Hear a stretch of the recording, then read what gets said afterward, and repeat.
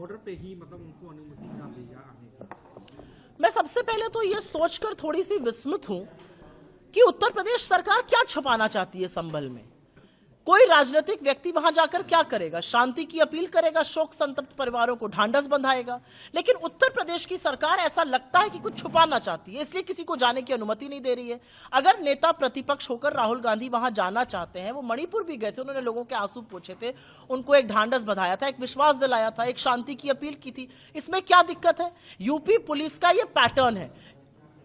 खबरों के मुताबिक 5 नौजवानों की मौत हुई है पुलिस की गोली से। खबरों के मुताबिक पुलिस वालों का कहना है 30 पुलिसकर्मी घायल हुए हैं। तो ऐसे अराजकता में क्या नेता प्रतिपक्ष को वहां जाकर शांति की अपील नहीं करनी चाहिए? क्या उनका हक नहीं है? क्या ये संवैधानिक राइट नहीं है? यूपी पुलिस ने हाथरस में जाने से रोका, हमने सब देखा क्या हुआ। यूपी पुलिस ने लखीमपुर नरसंहार में जाने से रोका, हमने देखा वहां पे क्या हुआ। यूपी पुलिस ने तो हमें उन्नाव जाने से भी रोका था। कुलदीप सिंह सेंगर तो दोषी पाए गए थे हत्या और बलात्कार के।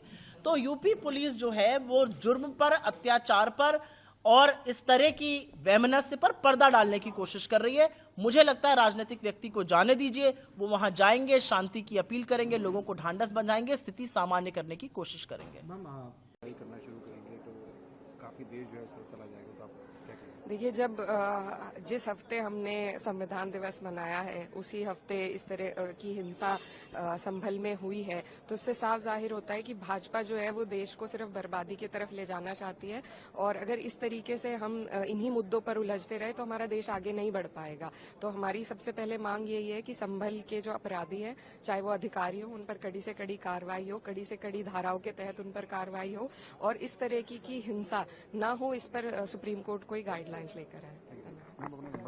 तो इसी बीच टीएमसी के सांसद ये कह रहे हैं कि ममता बनर्जी को लीड करना चाहिए।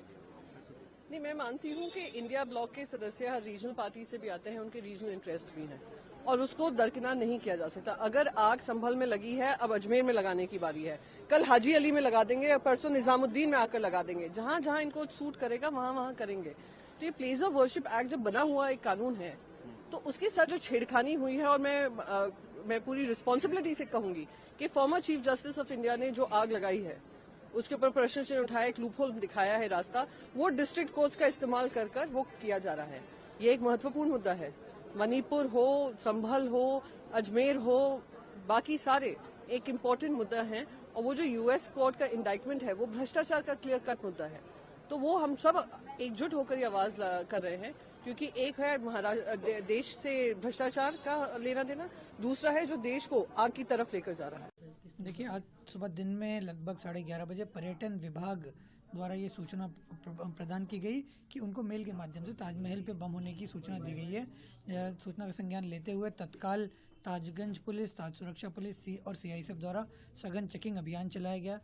ताज सुरक्षा का जो बॉम्ब डिस्पोजल स्क्वाड है, जो एएस चेक टीम है, सबको तत्काल एक्टिव किया गया, सबको बुलाया गया। यहाँ पर स्निफर डॉग के माध्यम से भी चेकिंग कराई गई है। थाना ताजगंज में इस संबंध में अभियोग पंजीकृत कराया जा रहा है। इसके बाद अग्रिम विवेचनात्मक कार्रवाई की जाएगी।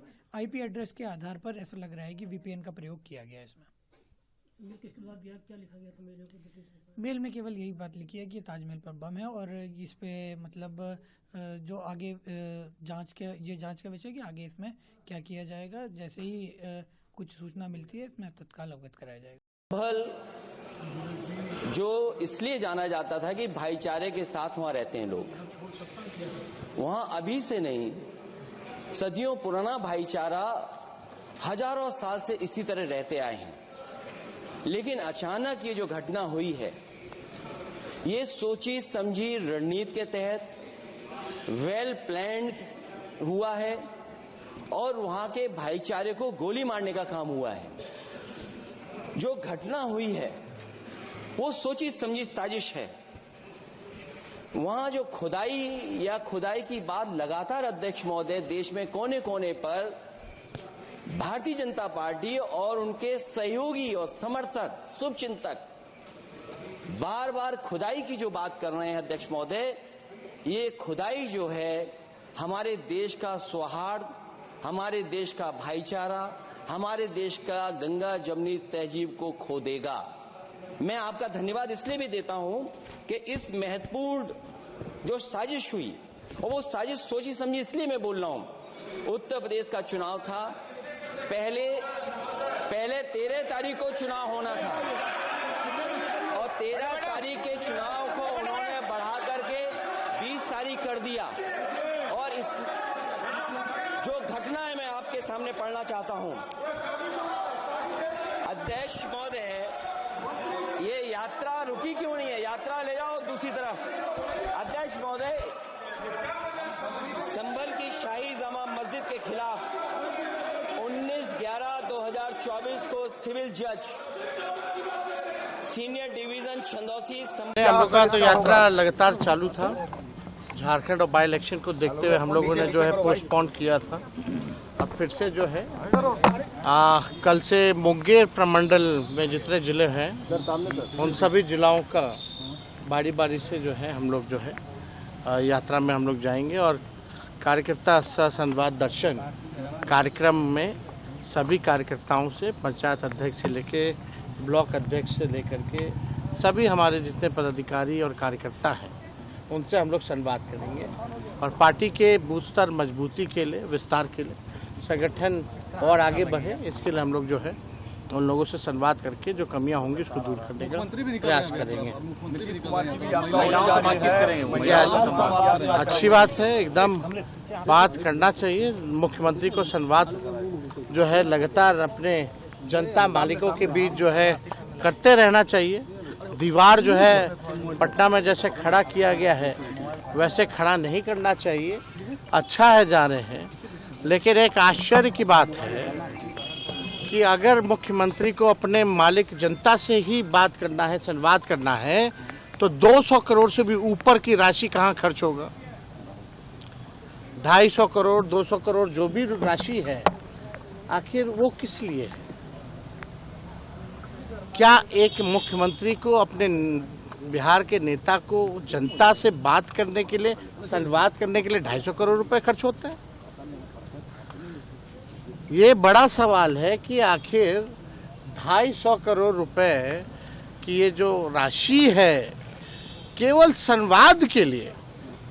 बिहार गरीब राज्य है, रेवेन्यू जो है बिहार का रिसोर्स रेवेन्यू लिमिटेड है और आप केवल एक जनता से संवाद करने के लिए अगर आप 250 रुपए खर्च कर रहे हैं तो बिहार की जनता का भी अधिकार बनता है और विपक्ष ये जानना चाहता है कि ये 250 करोड़ रुपए की राशि कहाँ खर्च करेंगे?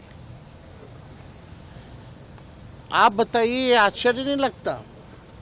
हम लोग भी संवाद करते हैं, लालू जी भी सरकार में रहे, राबड़ी देवी जी भी सरकार में नहीं, कभी भी संवाद के लिए 250 करोड़ रुपया तो खर्चा नहीं किया गया।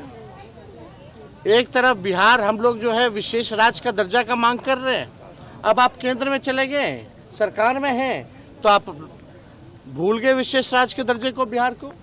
और ऊपर से गरीब राज्य है, बाढ़ आता है, सेंट्रल गवर्नमेंट जो है बाढ़ के लिए राहत के लिए पैसा नहीं देती है, अब मुख्यमंत्री को संवाद के लिए 250 करोड़ रुपया देना पड़ जाता है। ये तो ताजुब की बात है।